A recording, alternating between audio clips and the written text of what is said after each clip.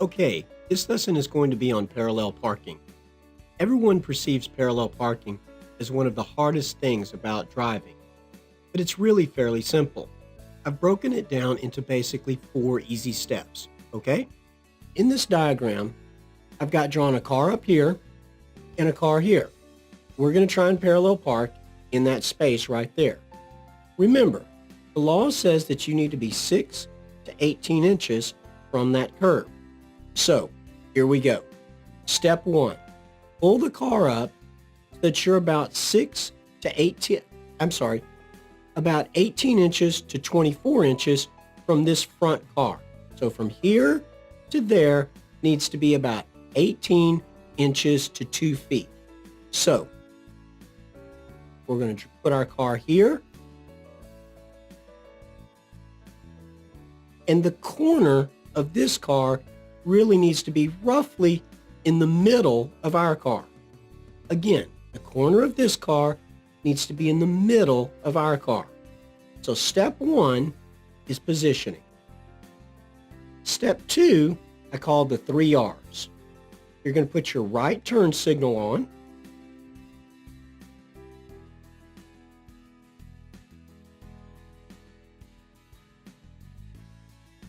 Then you're going to turn the steering wheel all the way to the right. So steering wheel right. And then you're going to put the car in reverse. Okay? So now we've got our wheels pointed this way. Pointed this way to the right. And then step 3, we're going to take our foot off the brake and let the car roll around until we're at about a 45-degree angle with the curb. So step 3 involves moving the car into this position right here so that we're at a 45-degree angle with this curb, and we could also be at a 45-degree angle with that curb. Okay? Now, step 4, stop the car, turn steering wheel to the left. Okay? Turn it to the left. Okay? So now our car is going to arc in here like this. So we should finish in this position right here. 6 to 18 inches from the curb. Okay? Now, step 1, position. Step 2 are the 3 R's. Right turn signal, turn your steering wheel to the right, and put the car in reverse. Step 3, find that 45-degree angle with the curb.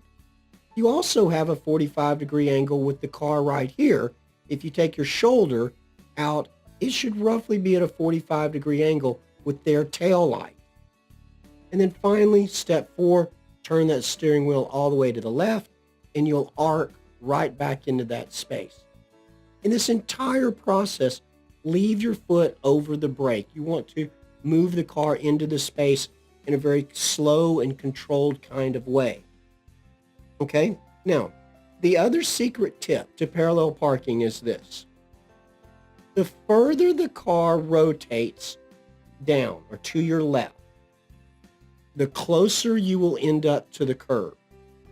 The further the car rotates to your left, in other words, the further it goes past 45 degrees, the closer it will end up to the curb. If you're not getting close enough to the curb, then you're not rotating enough. You're not going to 45 degrees. You're only going to perhaps 40 or 35 degrees. All of this works in a standard situation. The only thing that can modify or change this basic formula for parallel parking is the width of this car. If this car is wider or further from the curb than normal, then you would need to rotate further to your left so that you end up closer to the curb. These are all the secrets to parallel parking, and if you'll follow the formula, you'll end up in the parallel parking space of your choice every time.